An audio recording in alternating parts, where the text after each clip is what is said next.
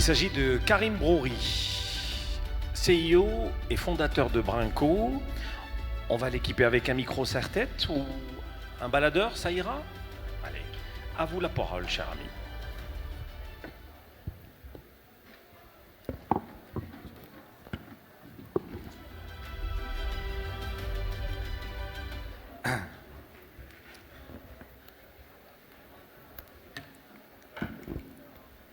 Salam alaikum, bonjour, bonsoir.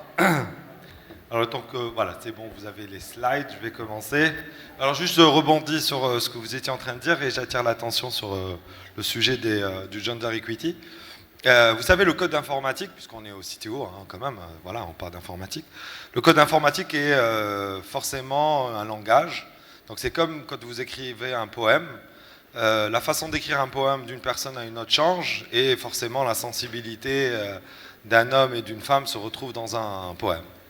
Donc, du coup, quand vous rédigez un code informatique qui va faire une routine quelle qu'elle soit, on va retrouver cette sensibilité dans la façon d'écrire votre code. Ce qui est beaucoup plus intéressant aujourd'hui, c'est que vous avez des intelligences artificielles qui sont capables de vous faire du code et qui s'adossent donc sur un nuage de points, je vais l'appeler comme ça, donc un dataset, qui est fait essentiellement par des hommes. Et si on va commencer à s'adosser sur l'IA qui va continuer à produire du code et alimenter le dataset, donc on va accentuer cette problématique du code informatique. Bon, sujet de thèse de doctorat, bon courage. Alors, je vais essayer rapidement, j'ai à peu près 18 minutes, pour partager un retour d'expérience, un retour d'expérience, aussi une petite étude que nous avons menée sur 2022, sur la maturité du cloud dans nos entreprises en Algérie, mais je vais revenir sur les concepts. Alors j'ai mis cette petite image qui a été produite par une IA. Je lui ai dit dessine-moi. Alors j'ai écrit Cloud Computing Maturity with a Black Background. Bon, j'ai pas le black background, mais elle m'a fait un cloud sympa et tout ça. Bon, c'est comme ça que l'IA a vu le cloud. Allez, je commence. Petit contexte. Donc quand on parle de Cloud Maturity, donc vous allez, faut qu'on se mette d'accord sur les terminologies, comme vous le voyez à l'écran. Aujourd'hui, je suis très très sérieux, mais d'habitude, je suis sérieux. Donc le Cloud Maturity, on essaie de définir qu'est-ce que ça veut dire, et surtout en fait, c'est une notion qui va être un référentiel pour savoir où on en est dans l'utilisation des solutions cloud, des solutions qui tournent dans le cloud. Je ne redéfinirai pas ce que c'est le cloud, je pense que ça a été fait par d'autres avant moi. Et au final, le niveau de maturité d'une organisation vis-à-vis du cloud va être mesuré par rapport à quelques critères. Par exemple, la stratégie de migration vers le cloud. C'est-à-dire que vous avez des solutions, par exemple, les collègues qui ont intervenu, qui sont des intégrateurs, donc ils intègrent forcément des ERP. Donc c'est des ERP. Aujourd'hui, dans les entreprises algériennes, on a beaucoup d'ERP. Et aujourd'hui, on les pousse à aller vers des plateformes, donc de consommer de l'ERP via plateforme. Donc c'est de migrer des solutions classiques vers des solutions cloud. On a aussi le processus de gouvernance et de la conformité par rapport à tout ça, la pratique de la sécurité, l'efficacité opérationnelle et la flexibilité et l'agilité issues de toute cette mise en place de cloud dans leurs entreprises. Quand on dit une entreprise qui mettrait en place une bonne ou qui aurait une bonne maturité cloud, qu'est-ce qu'elle en tirerait?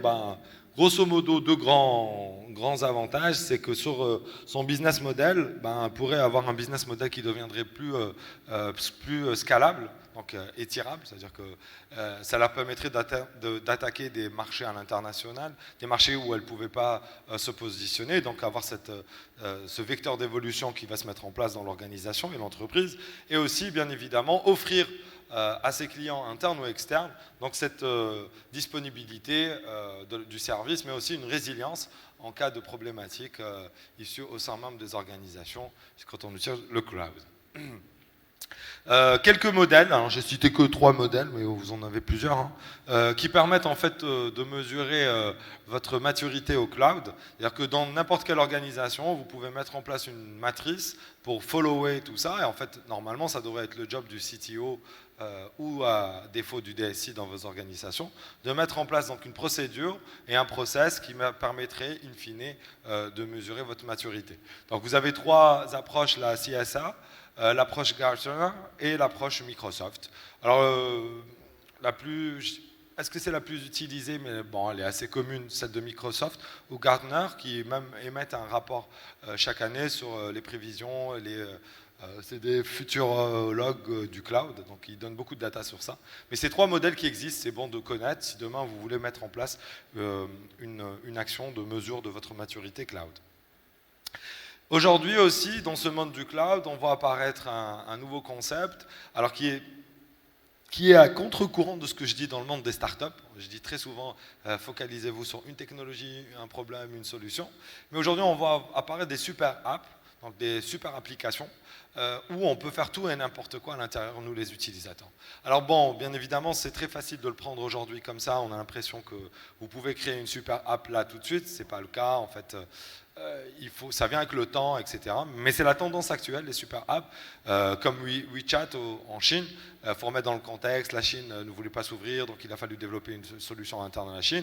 Et cette solution a commencé à cannibaliser toutes les autres solutions. C'est-à-dire une fois que je suis sur WeChat ou sur Facebook, j'ai besoin d'acheter, Facebook va me proposer une solution de paiement, Facebook va me proposer une crypto-monnaie, et c'est fini, ça devient la super app où je suis à l'intérieur. Alors ce qui est intéressant, j'enseigne, et il y a quelques années, je dirais 6 ou 7 ans, au moins 6 ans, quand je disais à mes étudiants, je sais pas, une thématique, qu'est-ce que le cloud maturity, ils prenaient rapidement leur téléphone, ils faisaient une recherche sur Google.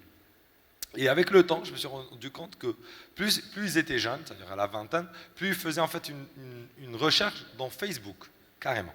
Ils n'allaient même plus sur Google, ils cherchaient dans Facebook. C'est-à-dire pour eux, Facebook c'était tout, ça y est, khalas. Donc du coup, il y a cette notion aussi des super apps qui veulent répondre à ce comportement que nous avons, nous les utilisateurs. Et rappelez-vous, c'est basé sur le fait qu'on est des grosses feignasses. C'est comme la télécommande, hein. Rappelez-vous, la télé est généralement à 2 mètres de vous, mais c'est impossible d'imaginer la télé sur la télécommande. Et aujourd'hui, dans le monde du digital, c'est bizarre comment les jeunes, surtout, hein, qui ont grandi avec et qui sont des natives dans tout ça, pour eux, c'est impensable de sortir du site et aller chercher dans un autre site et dans un autre site et dans un autre site. Ils veulent chercher tout où ils sont et généralement c'est dans ce réseau social. Mais bon, déjà ça vous permet de comprendre et d'envisager cette notion des super apps. Alors deuxième chose, quand on parle du cloud maturity, il faut aussi se remettre dans le contexte algérien. Et nous, le contexte algérien est fait de l'informel. Hein, même dans l'informatique, il y a de l'informel. Hein.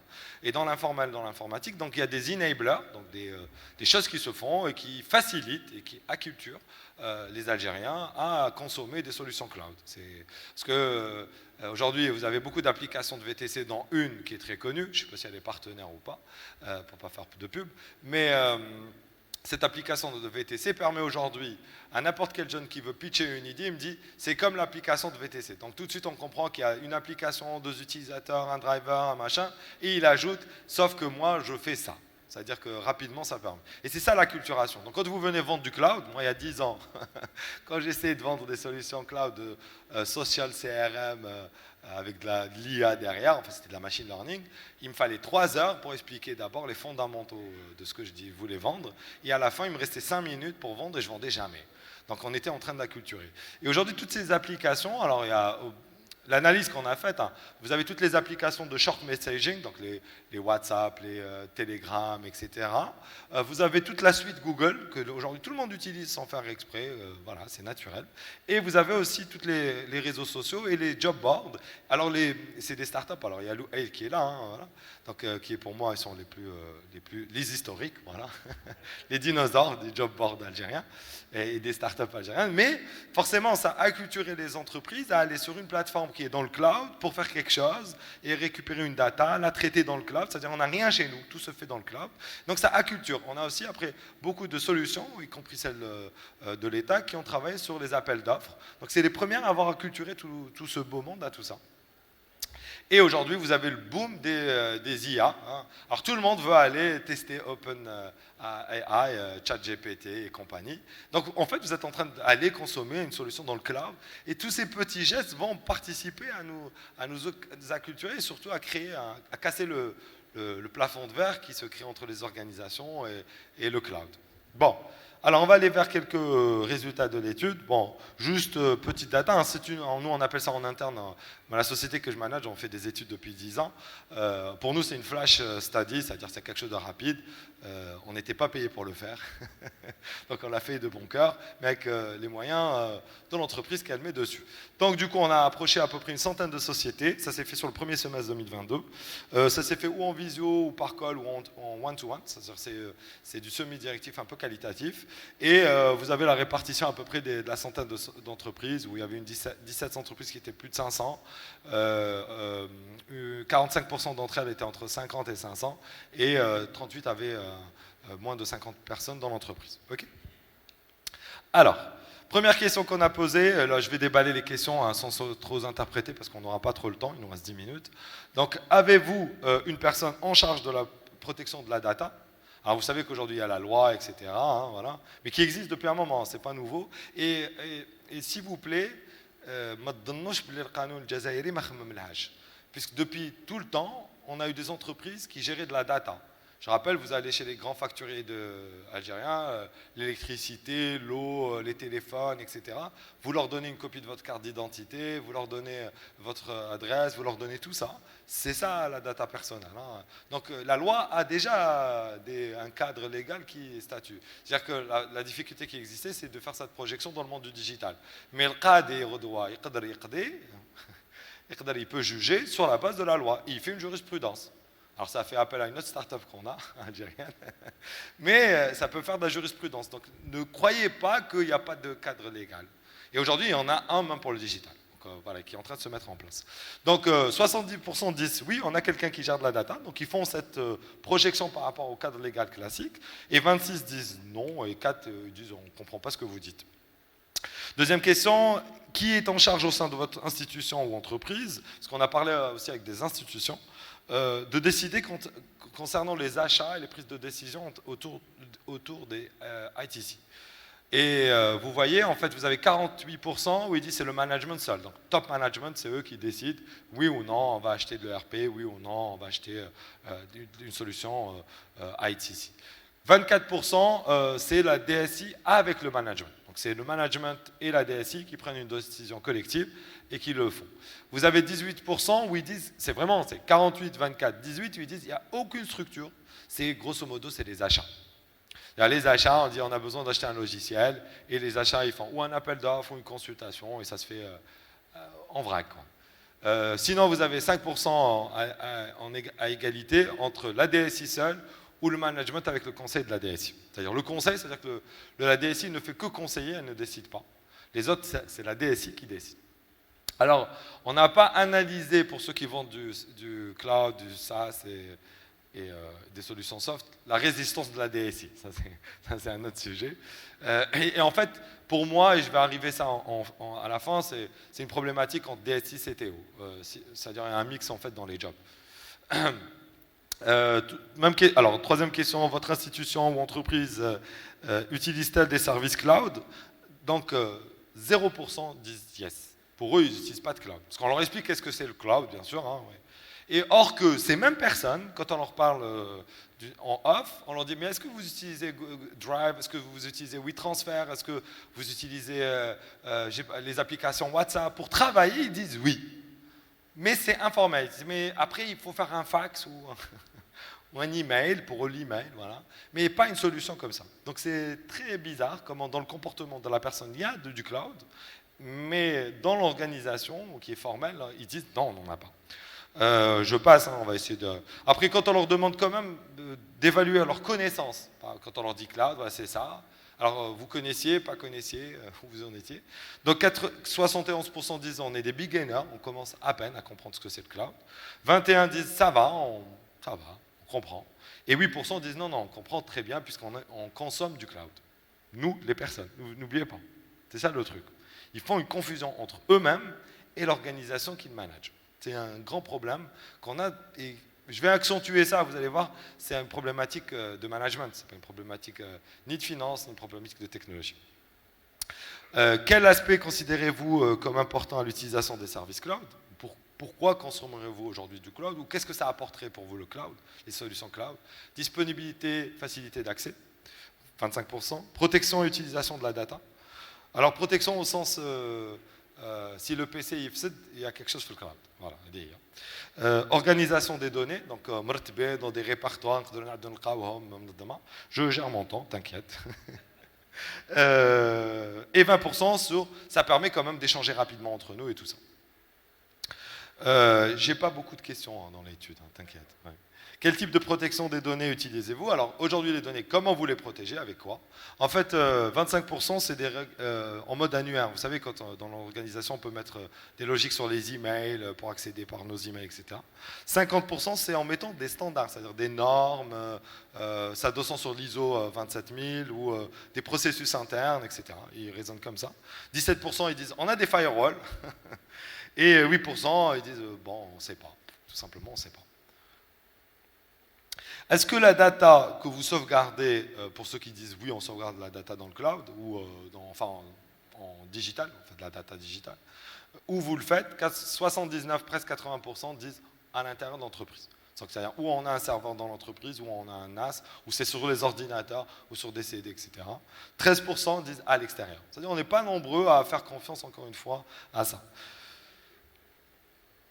Après, vous avez les questions rapides en mode yes, no, I don't know ou mixte. C'est pensez-vous que la sauvegarde de data dans le cloud est sûre? Donc ça revient à le côté je vais me faire voler la data et je vais me faire pirater.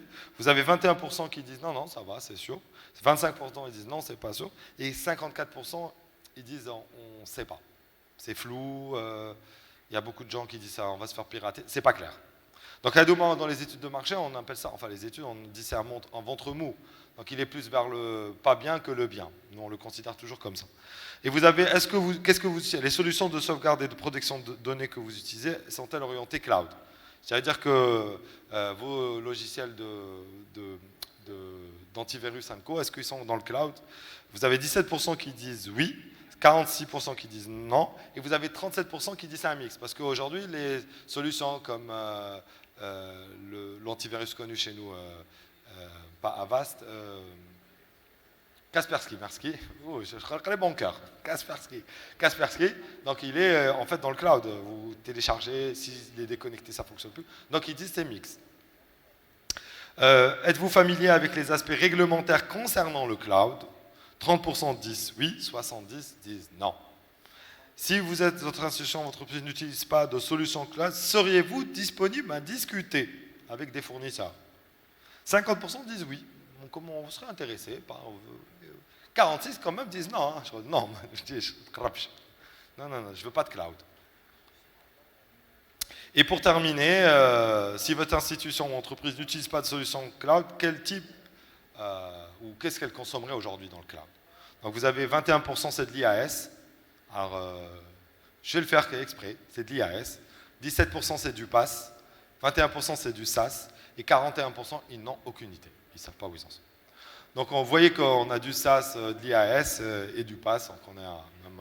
Alors pour ceux qui ne connaissent pas qu'est-ce que c'est le PaaS, l'IaaS ou le SaaS, hein, c'est l'IaaS c'est l'infrastructure, le PaaS c'est les plateformes et le SaaS c'est les softwares. Donc c'est où vous consommez du software as a service ou de l'IaaS ou de la plateforme as a service. Donc au final, quand on a réanalysé tout ça, et je voulais arriver à ça, t'as vu je suis bon dans le timing, Ahmed, je ne sais pas où t'es. Donc au final, le vrai sujet aujourd'hui, nous où je suis, ma société, on fait beaucoup d'études de marché, on maîtrise la data depuis 10 ans, c'est pas ça le problème. Le problème c'est qu'aujourd'hui aussi on commercialise nos propres solutions technologiques depuis au moins 6 ans. Et on se rend compte qu'il y a un grand problème aujourd'hui, c'est que les gens auxquels nous avons affaire dans les entreprises, c'est des DSI et pas des CTO. Et la problématique qui est, c'est que nous on a des solutions qui ressemblent à ces super apps, ou qui peut faire papa-maman au final. Chacun d'entre nous dans son domaine a développé des solutions comme ça. Et quand on arrive chez le client, nous on pense que le client il va comprendre la force de notre outil et qu'il sera capable de le projeter dans les utilisations. Ça c'est le job d'un CTO. Aujourd'hui on a besoin de personnes comme ça dans les organisations où nous allons, qui maîtrisent à 200% le métier de leurs organisations, qui comprennent le métier de la tech. Ce n'est pas leur job de faire la maintenance ou de déployer, mais c'est de voir les perspectives d'utilisation des solutions qu'on nous proposons ou qu'ils chercheraient eux-mêmes sur le marché en termes d'innovation. Bien évidemment, vous aurez compris qu'il y a un besoin de formation, un besoin repensez vos job description. Il y a beaucoup de jobs côté RH. Deuxième côté, c'est la contractualisation. Nous, on a eu l'occasion même de travailler avec le Gov, y compris la présidence de la République, où on a cédé des contrats parce qu'on n'arrivait pas à se mettre d'accord sur les formes contractuelles, puisque nous, on voulait garder la propriété intellectuelle de nos logiciels dans des logiques de licence perpétuelle, mais ils n'arrivaient pas à comprendre ce que nous disions. C'est ça le plus compliqué. Donc vraiment, aujourd'hui, on a besoin de retravailler ces formes contractuelles d'un côté. De l'autre côté, on a besoin de solutions de séquences de code, c'est impératif. Surtout, les séquences de code, ça veut dire qu'aujourd'hui, il nous faut des solutions qui permettraient d'avoir accès au code source si le prestataire disparaît à un problème. Et donc, dans ce cas, il y a des solutions de séquences qui seraient une vraie solution. Parce qu'aujourd'hui, comme on n'a pas de solution de séquences, on ne peut pas signer le contrat. Si on dit « atteignez le code », peut-être le manque. Déjà, le code, c'est ma propriété, de kiffage. Et dernier point, s'il vous plaît, quand même, quand on parle de digital et de cloud, on a l'impression qu'il n'y a pas d'impact sur les changements climatiques. Et aujourd'hui, bien évidemment, tout le monde parle du zéro papier, mais il n'y a pas que ça. Il faut intégrer aujourd'hui dans vos logiques de faire le pour et le contre quand vous choisissez des solutions cloud pour aussi essayer de réduire l'impact que vous avez sur l'environnement et surtout l'impact carbone et penser toutes ces logiques. Donc c'est intégrer aujourd'hui aussi dans les logiques des CTO un raisonnement lié au changement climatique qui permettrait dans le choix des solutions, je l'imagine peut-être comme ça, c'est par exemple encore une fois Louail, parce que c'est un copain, il va répondre à un appel d'offres et comme moi je sais que Louail il est très porté sur la nature, je vais lui faire gagner dans la note technique quelques points en plus parce que sa solution est green. Par exemple, il utilise des data centers alimentés avec des panneaux solaires, l'eau de refroidissement est recyclée, etc., etc. Donc voilà, j'ai essayé, j'ai un peu glissé, je crois, 2 minutes, mais j'ai essayé de donner rapidement les résultats de l'étude avec quelques pistes de raisonnement. Voilà, c'est Ahmed, j'ai fait le bon élève, normalement. Merci beaucoup. Merci à notre ami Karim Brouri. Il m'avait promis d'enlever sa mèche et il l'a fait, parce qu'il avait une mèche beaucoup plus longue que ça, d'habitude. Il est en train de rigoler, on sait pourquoi. Merci beaucoup.